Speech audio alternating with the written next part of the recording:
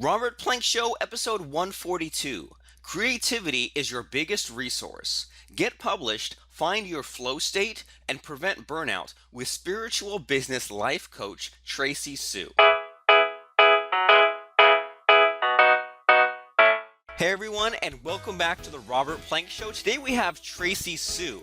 Now, Tracee's work has been featured in the New York Times Magazine, Forbes.com, Today.com, and many online and regional publications. She won the Utah State Newspaper Association Best Photograph Award and the Utah State School Board Association Award for Exceptional Journalism, and she's a featured essayist on Pundit Moms, Mothers of Intention, How Women and Social Media Are Revolutionizing Politics in America. Lots of fun stuff. How are things today, Tracee? They're fantastic. How are you?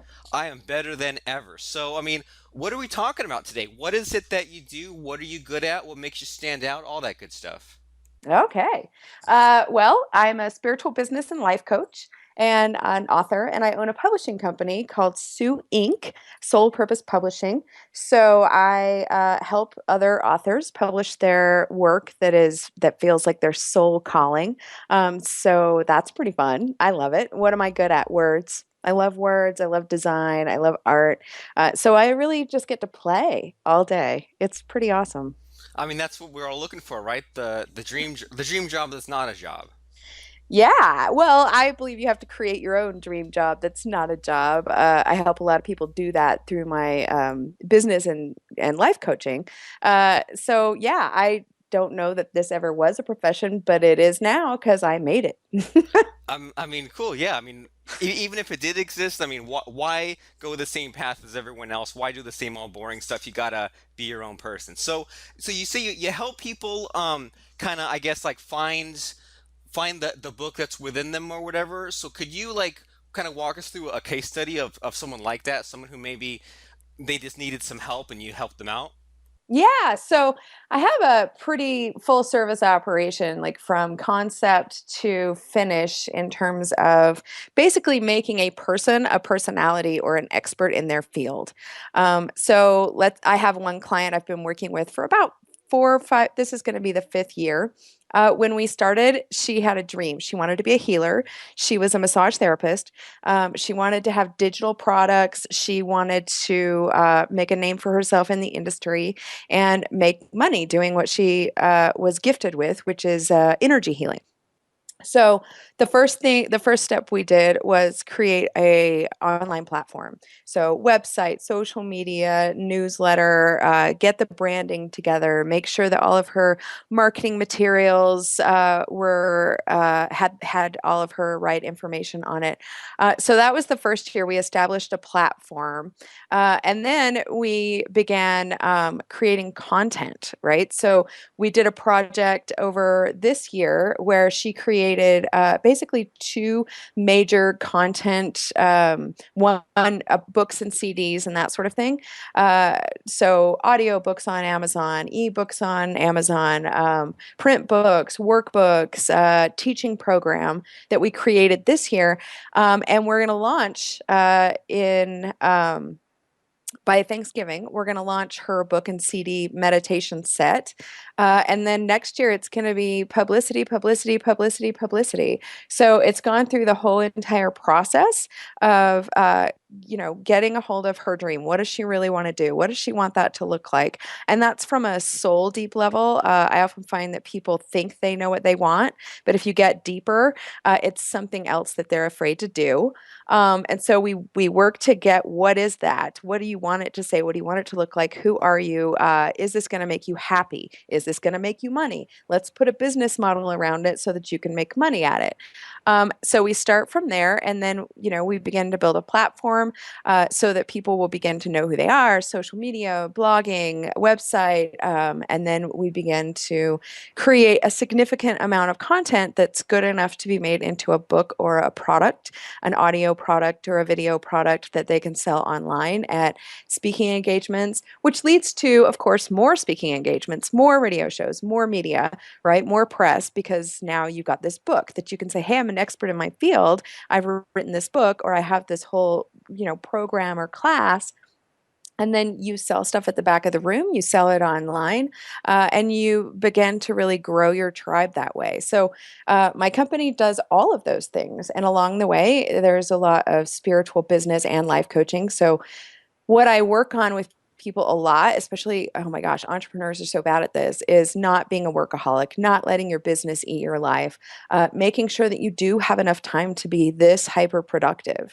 Because it's a lot of work, but it doesn't have to take all your time and energy. There are ways to manage things and make priorities for yourself that matter. So you'll notice I didn't say, and in 1 year, we created the whole entire website, all the branding, all the content, and the book, because that would just, overwhelm any person and make them crazy and set them up for failure. So we took it one step at a time so that it could be reasonably accomplished, very good quality, and still fairly quickly. Dang, so when you were saying that you do start to finish, you weren't kidding. I'm not kidding. So there's like it sounds like there's almost like three or four parts to it, right? Like there's like the book part, and then that leads to the speaking part, and then even like a little bit before that there's like the getting deep down into their what they really want to say part, and then there's all the content in between, I guess. Yeah, and the platform building is really important too. Um, like when people say, "What should I spend my money on?" You should spend it on your website, dude. You should spend it on looking like an expert, looking like a professional. And if you're gonna just slap up a Wix page, people visit those pages and check out whether you're credible. So yeah, you should spend money on design and marketing and branding. And then, it pays off in the end if you really do my plan. If you really follow through, miracle things can happen. So, I mean, kind of along those lines, as far as like the building of the platform and making the content and stuff like that, like one thing that I'm kind of curious about is like when every I don't know, it's one of those things where like if I like write, all these blog posts or I write like a book myself and stuff like that, it's almost like it takes so much time. I'm worried that I won't finish. And then as opposed to anytime I've tried to do a shortcut, like if I've tried to like throw money at the problem and have someone else write the book like me, it doesn't sound like me. If and you're already laughing, but like if I get it transcribed, then I have a lot of cleanup to do. So I mean, what are your thoughts on all that stuff? Well, so blogs I think are different than a book, right? Unless you're making a blog compilation book. So if you're reusing content, that's great, and it can come in a different format. What I tend to do is, oh gosh, that's a big question. So you want to give yourself deadlines and you want to give yourself enough time, right? So, for instance, this client that I recently told you about, she did sections of 11. Like it was like an 11-day meditation with chunks over the year. So for 12 months, that's what she did. Well, by the end of the year, we have 132 of those, right? So that's a lot of content. That is enough for a book, like a journal, workbook, meditation thing. And then she's going to read those aloud and create an audiobook, right? So there's going to be several products brought up from that. She's going to get a book, she's going to get an audiobook, and then we're going to get like an email class that goes annually and delivers automatically through email, right? So three ways to market that content. Now, she didn't sit down and write a book because she's just not the type of person who really could do that on a realistic it would just be too overwhelming to her. Often, when I'm going to write a book, I make a goal like one chapter a day. All right, just write it one chapter a day. It doesn't matter how good it is, it doesn't matter how bad it is, just get that one chapter a day on the page. And then further down the process, it's one chapter a day of editing, right? And then you have broken it down into pieces that allow you to every day be like, hey, I did good. I did my one chapter today, right? I edited Right. it or I proofread it or I wrote it. And it's not like taking on this ginormous, intimidating, scary project, right? And then also, I strongly suggest that people hire professionals. If you are publishing a book, you need a professional editor and you need a professional designer. For one thing, Amazon won't publish work that sucks. They won't publish work with excessive grammatical errors. They won't publish work that has bad formatting, bad covers. Like they're a legit retailer, which means they have a legitimate expectation for quality. Also, if your name is going on a book and you're the writer, you need another set of eyes to look at that, give you suggestions, give you creative feedback, and fix, whatever mistakes are in there. I mean, I've been writing as a professional for 20 years, but I have people edit my work before it goes out there. Right. we all make mistakes, and it's almost like if I'm looking at anything that I write, then I tend to skip over it because I think, oh, well, I've already seen this because I wrote it. But it's like just having that other set of eyes helps so much, I think.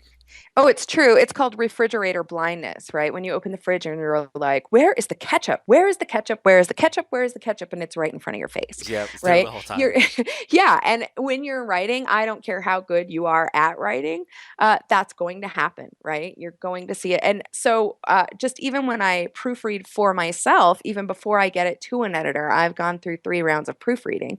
And then by the time I get it to, and one of the steps that I do when I'm proofreading is I take a break for a couple of days. I'll proofread it, I'll take a break, then I'll come back to it and I see new stuff, right? And then if you put it in different form, that's why you want to proofread a print proof of your book, because the second that it's on the page and it's not on a computer screen, you're seeing it totally differently and you're going to pick out even more mistakes. So then by the time you get it to the third eyes, hopefully you've caught most of it, but you won't have caught all of it. And especially your third eyes are so important, or not third eye, uh, second pair of eyes is so important when looking at content and flow and structure, right? So you may have a lot of really great ideas, but they're not put in a way that the reader can really grasp it. One of the things that I'm constantly getting on my clients with is they're experts in their field, right? They have an incredible bounty of knowledge and they want to start where they're at. You can't do that if you're writing for an average reader, right? You can't do that. Like my energy worker client, she has this vast knowledge and she's just aching to deliver that vast knowledge. And what I've really worked on with her, especially in the last content that we created, is not everyone's at your level. In fact, almost no one is. So let's break it down to what I call kindergarten level so that the beginning person in this can understand what you're talking about. I have another client, huge spiritual, brilliant mind, and he's writing a memoir, spiritual scholarship piece, right? And same thing with him. I'm like, okay, I get what you're saying because I've done a lot of study in this and I understand the context and I understand theology because it's also one of my hobbies. But if you don't have that background, no one's going to understand what you're saying. So we have to break it down. And an editor, a publisher, they're excellent resources to help you do that so that when someone picks up your book, they're not like, what? What? What is going on? What does that even mean? I don't understand that. Right, and like, isn't that called like the like curse of knowledge or something like that?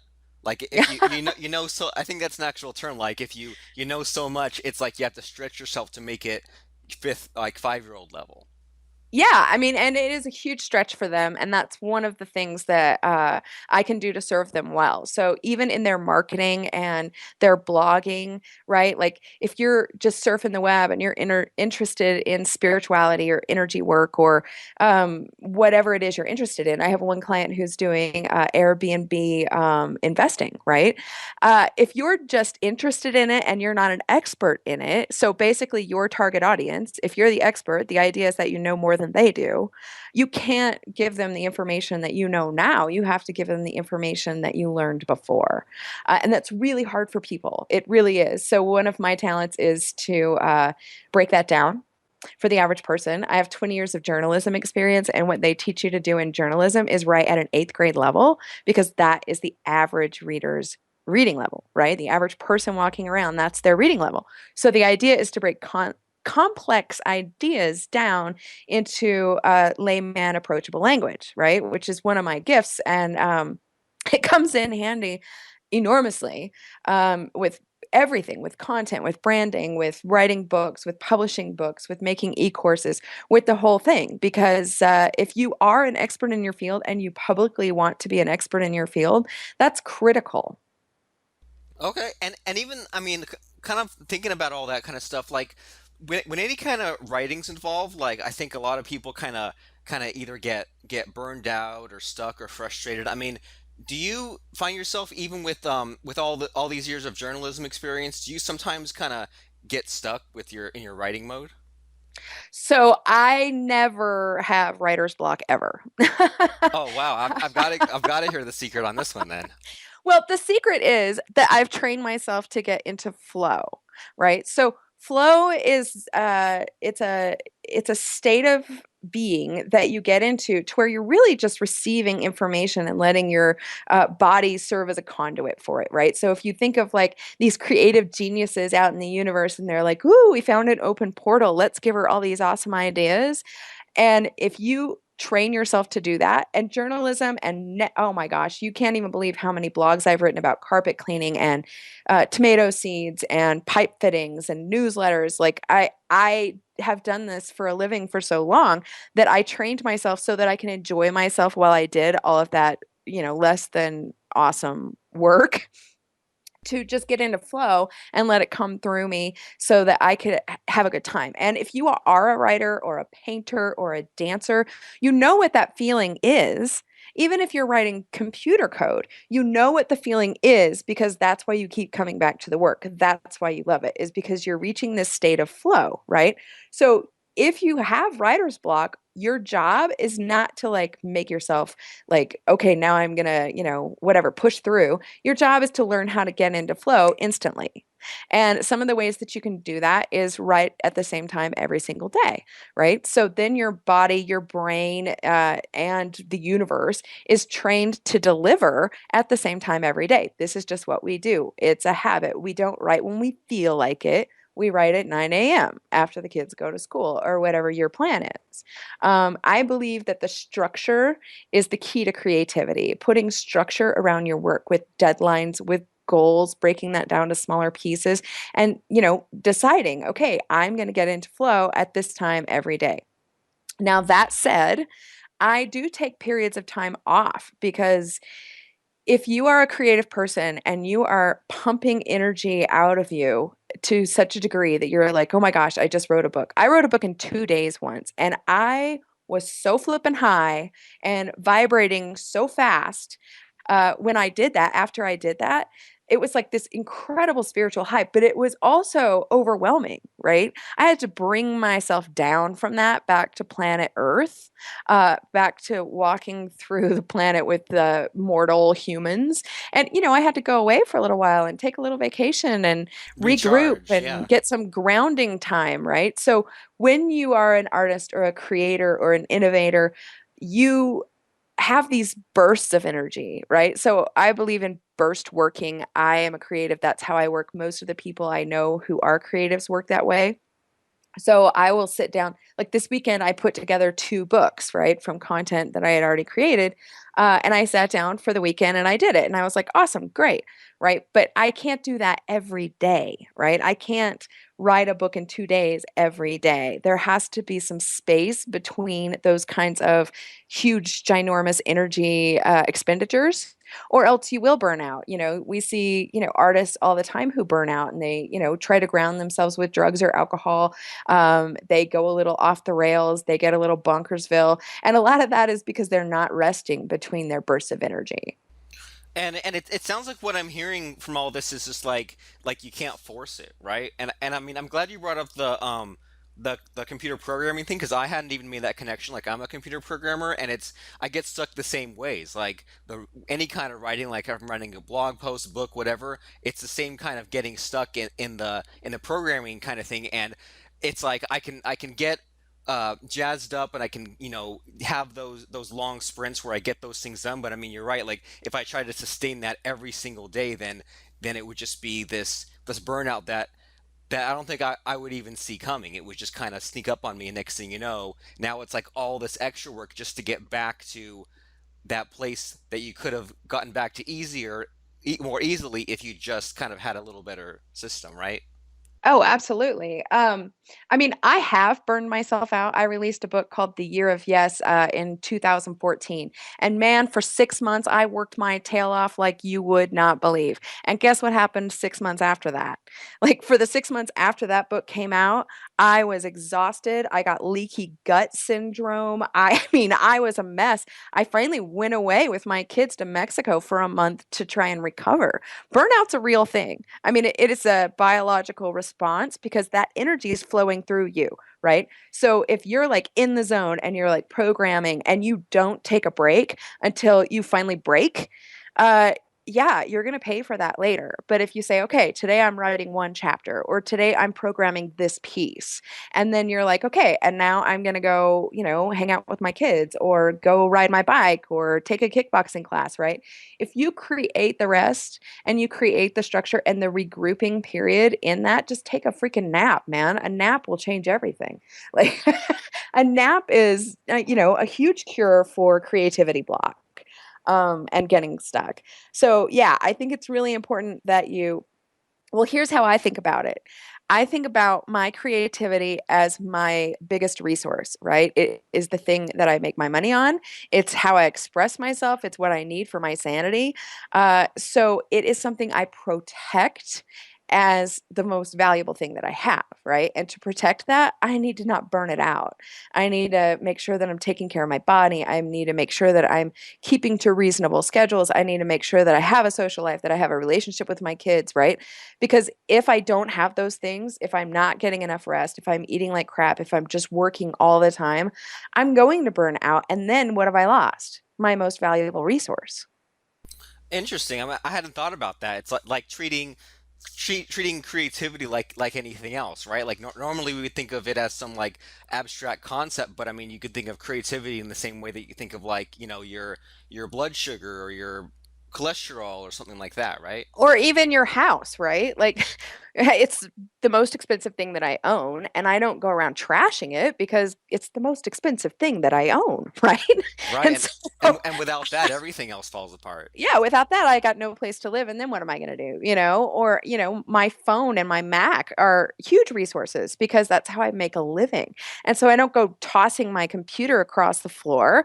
I make sure that, that it stays in good condition and I handle it with care. So your creativity is the same thing, or even a child or a baby. You don't go throwing those things around because they're highly valuable to you, right? So if you think of your creativity as the way you make a living, the way you live your life, the way that feeds your soul, the thing that is so valuable that without it you couldn't do those things, uh, yeah, you're going to want to protect that. You're going to want to take care of that. You're going to want to nurture that, right? So Right. everything that you do that's self-care is going towards that, is going towards protecting and enhancing your creativity. So I consider getting a massage like a business practice, right? Because touch is critical and meditation is critical. And what better way to do that than getting an awesome massage, right? So I consider that time like work time. It's like, this is for my business. This is for my family. This is for my, abundance to get this massage. Same with kickboxing. I get so many great ideas when I'm kickboxing, and it's great for my body. It's great for my brain, right? And I consider that like something like fundamentally critical that I do for my own success. So, would you say that with your the clients you help out, would you say that I mean is there like one big thing that that stops all these people that holds them all back? I mean, and if there is, would you say is it this burnout thing? Is it the lack of having a life? Is it lack of structure? I mean, what would you say is holding back all these people that you're helping out? Okay, so there are three things, right? There are three lies that your ego will tell you to keep you where you're at, to keep you stuck. And my clients and everyone I've ever met has one or all or some variation of these three. Time. I don't have enough time. I'm too busy. I'll do that later. Someday I'll write that. Someday I'm going to do that. Money, I don't have enough money. We're the richest country in the entire world, in the history of the world. And I don't know a single person who's like, yeah, I've got enough money, right? It's like some Right. kind of like mental, it's like a, collective mental health problem that we all think that we're totally broke. And what I find with a lot of people, and this isn't true for everyone, sometimes people just really don't have enough money. But for most people, they have money, but they're spending it wrongly if this is their priority, right? So if you have money and you've got an iPad and a closet full of designer clothes, but you don't have enough money to write your book or hire a publisher or a coach, well, it's not that you don't have enough money. It's that you're spending your money in a way that does not support what you try to do. right? So I don't have enough money, I don't have enough time. And the last one is I'm not good enough. Who am I? I need another certification. Who's going to read my book? No one cares what I have to say. My parents told me I'd amount to nothing, or my spouse doesn't think I'm good at this, right? So those are the three things I see over and over and over and over, right? And as we work together, that piece gets less and less strong because they have more and more experience to prove that that's wrong. But boy, at the beginning, I got to tell you, I mean, like I considered it a ginormous success when one of my clients went and visited her sick mother for 10 days. And the only way I could get her to do it is say, this is an entrepreneurial experiment. What happens if you remove yourself from your business and actually let the people who work for you do the work? Well, she made more money, right? Of course she did. But she didn't believe that that was going to happen prior to the experiment because she had always believed I don't have enough time. And if I don't do this for myself and not really allow the people who work for me to actually do their jobs, then my whole business is going to fall apart. Like this big catastrophe is going to happen. Like no one's going to call me anymore. Everybody's going to be mad, and I'm like, okay, it's 10 days, you know, like people Right. go on vacation. That's what they do. They go on vacation. You pay these people, let them do their job. When she came back, what she discovered was that her employees really, really, really appreciated being allowed to do their job and not have her, getting all up in it and micromanaging it. And it's changed the way that she works. She works less. She makes more money. She's happier. But that was a huge struggle for her. Huge, enormous struggle for her. And I mean, what I'm hearing, not only from that story, but from this whole call, is that it seems like we all kind of wish that in a perfect world that we could kind of turn on the switch, flip the switch, and just always be in that flow state 24 hours a day and just be a workaholic. But it sounds like for you, like what's really important is that time spent away from the computer, away from the business to get that clarity, the focus, the big aha moments, all that cool stuff. Yeah, well, think about yourself. When you're programming, do you get your best ideas while you're doing it? Well, usually what happens is I'm stuck for 8 hours. I take a 10-minute break, and then I instantly figure out what's been blocking me for 8 hours. Okay, so now you know that, right? And so, like, if you got stuck and then 5 minutes later you were like, I'm going to go take a nap or take a walk around the block, your insight would happen faster, Oh which would yeah. make you more productive, right? You wouldn't have wasted that 8 hours. Long, long, long time ago, I realized that if I did not try to finish a deadline at 11 p.m., I could wake up the next morning at 6 o'clock and I could jam that sucker out in 45 minutes and it'd feel great and it'd be good work, right? Because I had already tired my brain out by 11 p.m. and I could sit there for 5 hours and just stare at that computer and not be able to create a coherent thought, right? So if you know this, if you're like, hey, every time I run, I get great ideas, or every time I take a nap, I wake up and I know the answer, or if I sleep on it. That's why when people say, I'm going to sleep on it, that's actually extremely great advice. Like when you sleep on it, your brain and your soul does all this stuff in there. And then when you wake up, you're like, oh, I don't know why I didn't think about that yesterday, but that's a great idea, right? Right. So just do it before you waste the 8 hours. Just make it a part of your system. Yeah, and I mean that's good advice, and that's been a hard lesson. That's been kind of a slow road for me over the last few years to slowly retrain myself. Because as you said, it's not an overnight thing, and it's almost like a blow to the ego almost, right? Because it's like I tell myself, but I have to put in these 8 hours of like so-called hard work when if it can just all be solved in 10 minutes, it's almost like you know what I'm saying. It's almost a blow to the Yeah. ego that I thought it was supposed to take me 8 hours of suffering, but then it turns out there's a 10-minute shortcut. Right. And I mean you're exactly right that it's the ego because in our culture our egos are trained to think that if we're busy, we're going to get richer, totally untrue. And if we work all the time, then we're cooler and make more money, which is also totally untrue. And if we get the doctorate degree, that we're going to make more money and get higher positions. Also totally untrue, right? The facts do not bear these things out. But we live in a culture that makes it really easy for the ego to make you feel guilty for finishing your work and going to the pool at 2 o'clock, or, taking a month off to go travel with your kids, right? So I took my kids to New York City this summer, and it took me about a week to stop feeling anxiety and guilt about getting away with it, right? Right. like not having my business go to crap during this period of time was some kind of miracle. But the thing is, I've set my business up like that on purpose with intention, right? I've set up, I worked my tail off before, I worked my tail off after. I met with clients over Skype. My business did not suffer one single bit. My family benefited, I benefited. But it took me a minute of doing it that I was like, I can't believe I'm getting away with this, right? Like, is this even Right. allowed in America? Should I be doing something, you know? And, it's training and it's ego, and ego loves to use that. And it is a little bit of a challenge to get the ego to hush up so that you can enjoy the time that you're taking. Right, because I mean, what the heck else are you doing all this for? Yeah. Yeah. I mean, and that's kind of where I was at when I started taking these month-long vacations with my kids. Why am I an entrepreneur? I'm an entrepreneur so that I have the freedom to be able to spend with my family, right? I'm an entrepreneur and I don't have to go to an office every day. Well, why? Why is that important to me? It's so that I can travel and go have some adventures, right? So Right, work hard and play hard.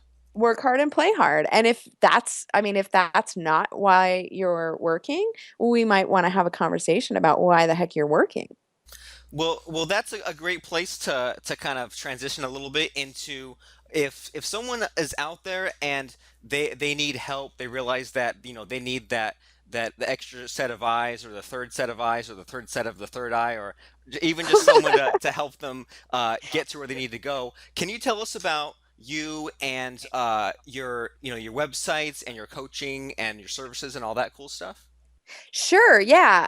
I'm very reachable at traceesioux.com. That's TraceeSieux.com.